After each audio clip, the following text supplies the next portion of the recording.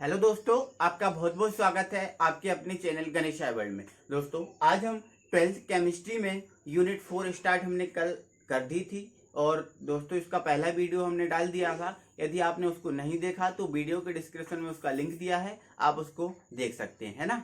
तो आज के वीडियो में दोस्तों हम रासायनिक अभिक्रिया क्या होती है इसको पढ़ेंगे, इसकी निकालने की जरूरत क्या होती है, ये सब चीजें हम पढ़ेंगे। इसके बाद हम इसको प्रभावित करने वाले कारक पढ़ेंगे कि इसको क्या प्रभावित करने वाले कारक है, मतलब जो रासायनिक अभिक्रिया की जो दर है उसको हम कंट्रोल कैसे कर सकते हैं, है ना। बड़ा कैसे सकते हैं, घटा कैसे सकते हैं, कब ये ठीक ठाक चलेगी, ये सब हम आज पढ़ेंगे, है ना। तो वीडियो को दोस्तों आपको पूरा अंत तक देखना है। तो अब हम पढ़ते हैं रासायनिक अभिक्रिया, रेट ऑफ रिएक्शन क्या होती है।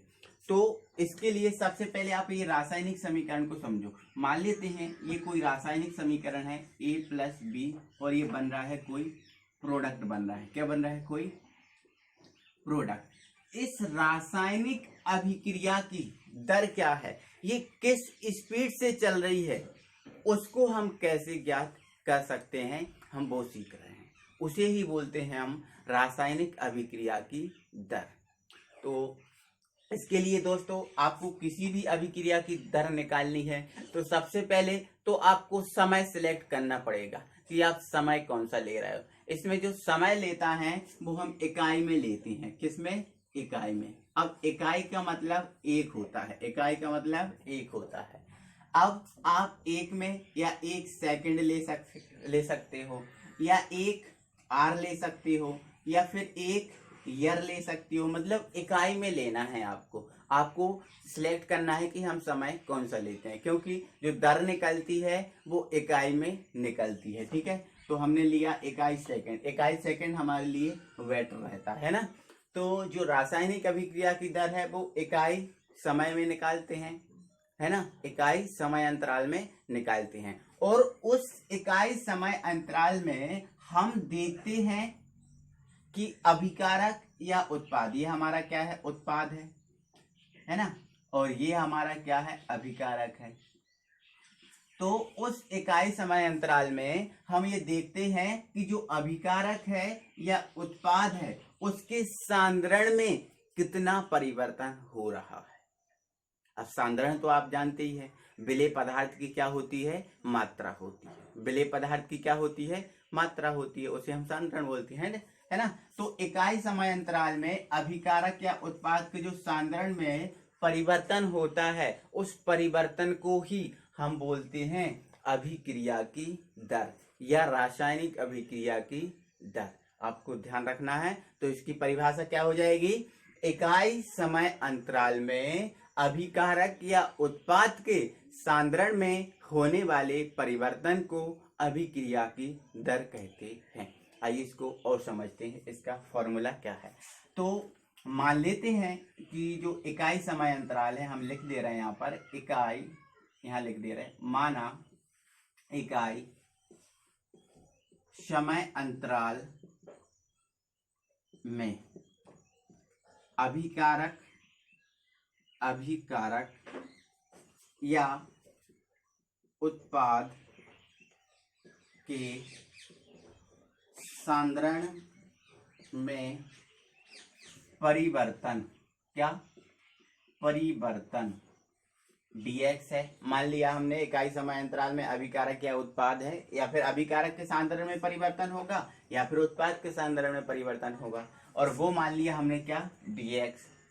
तथा समय अंतराल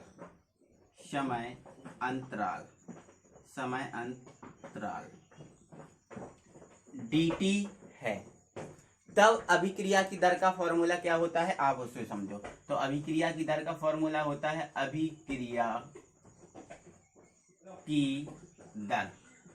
हमने परिभाषा क्या देखी है? इकाई समय अंतराल में अभिकारक या उत्पाद के सांद्रण में परिवर्तन की जो दर होती है उसे हम क्या बोलते हैं? अभिक्रिया की दर बोलते हैं। तो इसका फॉर्मूला क्या हो जाएगा? अभिक्रिया की दर बराबर अभिकारक या उत्पाद के सांद्रण में परिवर्तन। ये बटे क्या हो जाएगा, समय अंतराल हो जाएगा, है ना, क्योंकि इकाई समय अंतराल के लिए निकाल रहे हैं ना, समय अंतराल, समय अंतराल ये हो गया, है ना। तो अभिक्रिया की दर हम निकाल रहे हैं, अभिकारक या उत्पाद के सांद्रण में परिवर्तन हमने क्या माना है, dx माना है, तो इसको हम क्या रख देंगे dx, और समय अंतराल हमने क्या लिया है, dt लिया है, तो ये आ गया हमारा dt। तो ये हमारा अभिक्रिया की दर है, अभिक्रिया की दर का ये हमारा क्या है, फॉर्मूला है। इसको हमें हमेशा याद रखना है कि जो अभिक्रिया की दर होती है उसका फॉर्मूला क्या है, dx/dt, है ना। तो इसको मैंने पूरा डिफाइन किया। इसके बाद हम ये देखते हैं कि अभिक्रिया की जो दर है वो किस किस प्रकार से हो सकती है ना। अभिक्रिया की दर में वृद्धि होगी तो क्या होगा, कमी होगी तो क्या होगा, आइए उसको हम देखते हैं।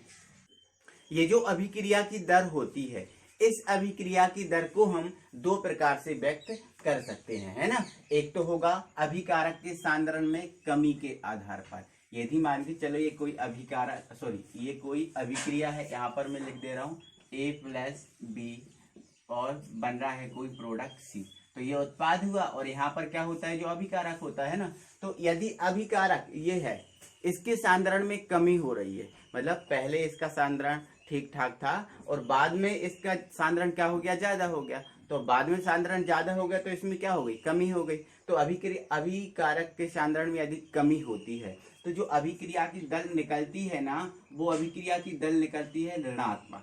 क्या निकलती है, ऋणात्मक। तब अभिक्रिया की दर हो जाएगी -dx/dt, है ना। अभिक्रिया की दर क्या होती है, dx/dt होती है, तो जब कमी होगी तो क्या हो जाएगी, -dx/dt हो जाएगी। इसके बाद यदि अभिकारक के सांद्रण में वृद्धि हो रही है, क्या हो रही है, वृद्धि हो रही है, मान के चलो यहाँ पर ये ज्यादा है और बाद में इसका प्रोडक्ट है ना कम बचे, तो यहाँ पर क्या होगी, वृद्धि होगी। तो जब वृद्धि होगी अभिकारक के सांद्रण में, तो जो अभिक्रिया की दर होगी वो धनात्मक होगी, है ना, और क्या हो जाएगी फिर dx/dt।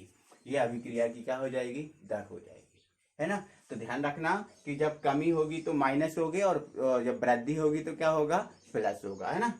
इसके बाद हम अभिक्रिया की दर का मात्रक निकालते हैं, तो इकाई या मात्रक।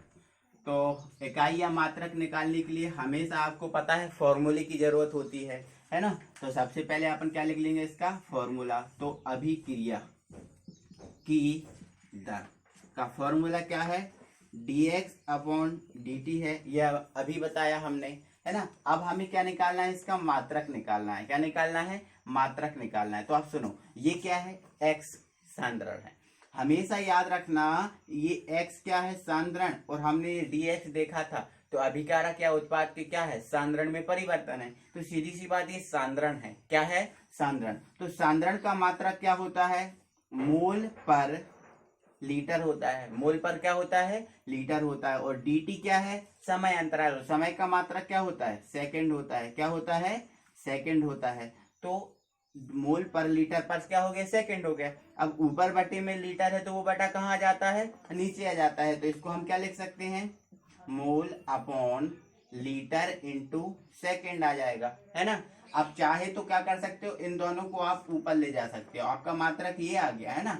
या फिर इन दोनों को आप ऊपर ले जाओगे तो क्या हो जाएगा, मोल लीटर इनवर्स और ये सेकंड इनवर्स, ये इसका क्या हो जाएगा, मात्रक हो जाएगा। आपको ध्यान रखना है, ये एग्जाम में 1 नंबर में पूछता है कि जो अभिक्रिया की दर है उस अभिक्रिया की दर का मात्रक क्या है। तो आपको ध्यान रखना है इतना सब, ये पूरा डिस्क्रिप्शन, ये अभिक्रिया की पूरा दर है ना।